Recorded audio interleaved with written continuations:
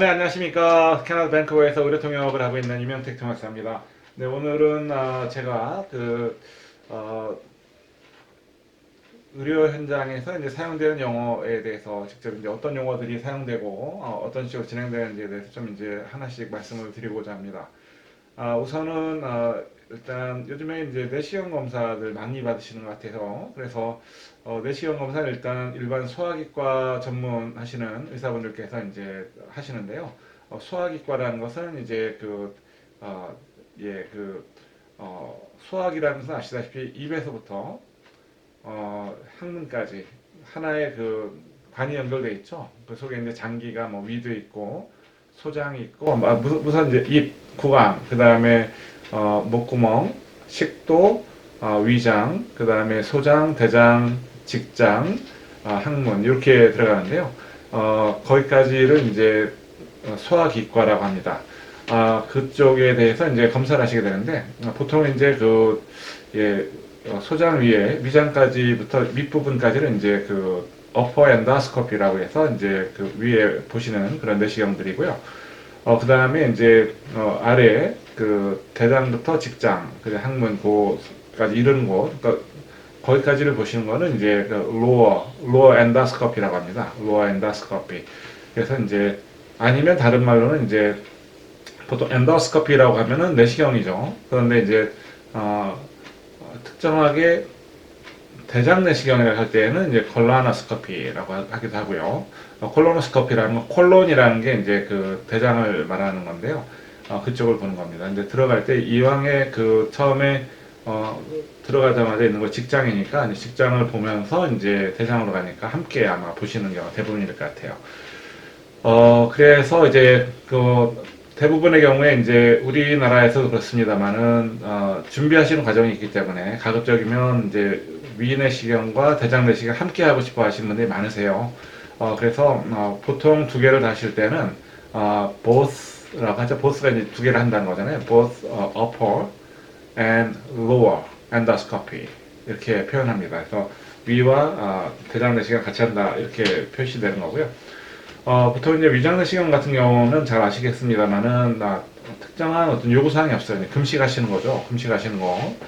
그리고 이제 대장내시경 같은 경우는 일정한 어떤 준비하셔야 될 부분이 있어요. 이제 뭐 장을 비우셔야 되기 때문에 비워야지 이제 뭐 용종이 있다거나 용종은 이제 폴립이라고 하거든요. 그리고 이제 용종이 있을 때 이 부분을 정확하게 봐야 되기 때문에 그 부분이 뭐 어떤 다른 색깔로 물든다거나 아니면은 다른 이물질이 있으면 보기가 힘들겠죠. 그래서 그것을 다 배출하는 그런 과정을 거칩니다. 그래서 약을 아마 해보신 분은 아시겠지만은 이렇게 가루로 된 걸 섞어서 드시면 1회, 2회 나눠서 하시는데 2차가 아마 5시간 전에 아마 끝내셔야 될 거예요. 물론 자세한 사항은 이제 의사분들의 그 지시에 따라서 하셔야 되겠지만 대부분의 경우 이제 두 번째 최종 드시는 거 5시간 전 하셔야 되고 그리고 나서 이제 일체 물도 섭취하시면 안 되고 간혹 이제 고혈압이라든지 당뇨가 심하신 분들 같은 경우는 물 한 모금으로 이제 약을 아침에 드시고 오는 건 허락될 수가 있습니다.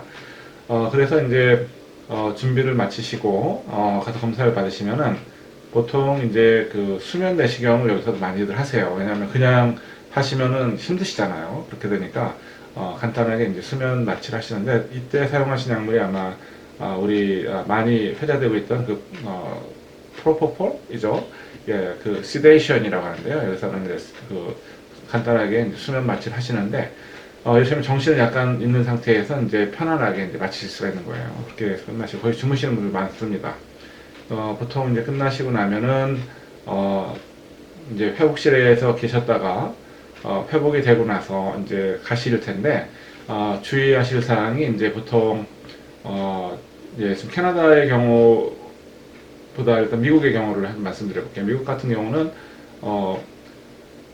병원에 오실 때 보호자가 같이 와 있어야 돼요. 그래서 18세 이상의 성인이 함께 와 있어야 되고 이분이 가실 때도 함께 동행해서 가야 됩니다.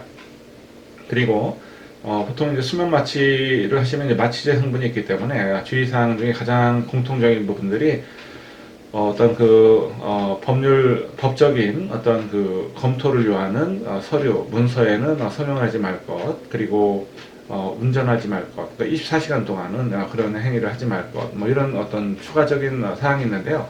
어, 경우에 따라서는 뭐 운전해도 괜찮다라고 생각하시는 분들도 있으신데, 그렇게 하셔서 만약에 뭐 문제가 없다면 괜찮지만, 언제 문제가 생기냐면은, 교통사고가 났을 때, 이때 이제 그 반드시 책임의 소재가 따르죠. 이럴 때에, 그런 뭐 운전하지 못하게 된 제한사항이 있는데, 운전을 했었는지, 이로 인해서 이제 운전에 대한 그 사고가 난 것이라면 거기에 대한 책임을 아마 보험회사 측에서는 전가하려고 하겠죠. 이럴 때 상당히 불리한 그런 이건 뭐 빼도 박도 못 하시는 거예요. 그렇게 해서 의료 기록은 이제 법적인 그런 어떤 서류로서도 활용되기 때문에 의사의 지시대로 이행하지 않았다가 이제 사고가 난 경우에는 거기에 대한 책임은 전부 본인에게 있습니다. 따라서 가급적이면은 예, 의사분들의 지시에 따라서 이행하셔야 됩니다. 그러시고 이제 그 용종을 보통 이제 제거하시게 되면 이제 그 폴립덱토미라고 해서 용종 제거라는 뜻이거든요. 그리고 그 다음에 이제 그 어떤 종양 같은 게 발견되실 수가 있는데 종양에 대해서는 저는 한참 그 개념이 문의하신 분들이 많으셨어요. 네. 그래서 이제 예, 양성이 있고 이제 악성이 있습니다. 양성이라는 것은 이제 benign이라고 하고요. 악성이라는 것은 이제 malignant라고 하는데 양성이라는 것은 예, 종양이라는 것은 이제 이것이 malignant, 악성이 될 때까지는 암이 아닙니다. 이제 종양이에요. 그러니까 일반적인 그 덩어리죠. 그래서 이것은 이제 비나인이라는 것은 크기가 커지지도 않고 암으로 변할 염려가 없는 경우에 이제 비나인이라고 얘기를 하고요.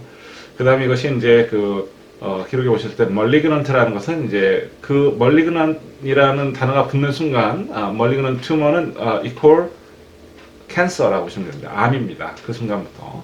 예, 그래서 그때부터 이제 뭐 의사분들께서 이제 치료의 원칙과 그 다음에 왜 이게 생겼는지 분석하기 위해서 바쁘게 이제 물론 이제 그 전에도 물론 이제 뭐 조직 검사를 하신다거나 이렇게 하실 텐데요. 그 어떤 서류를 보실 때 그런 용어들이 나와 있다면 다시 한번 주의 깊게 보시고 그 다음에 의료진들에게 정확하게 자문을 구하시는 게 중요합니다.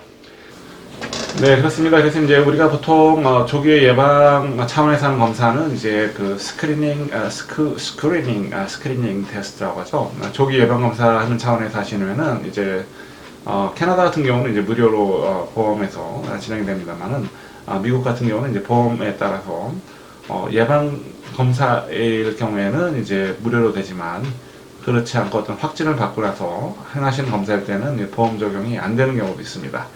그래서 검사를 받으시기 전에 꼭 그 보험사에 연락을 하셔가지고 이 검사 비용이 보험에서 충당이 되는지를 확인하셔야 됩니다. 그렇지 않으시면은 디덕터블이라고 해서 이제 자기 그 부담금이 미국 같은 경우 보험에 각각 있어요. 그래서 무료 보험이 아닌 이상은 그런 부분을 좀 확인하시고 그래서 내가 내야 될 부분이 얼마인지 확인하신 다음에 검사를 받으시는 것도 중요하죠.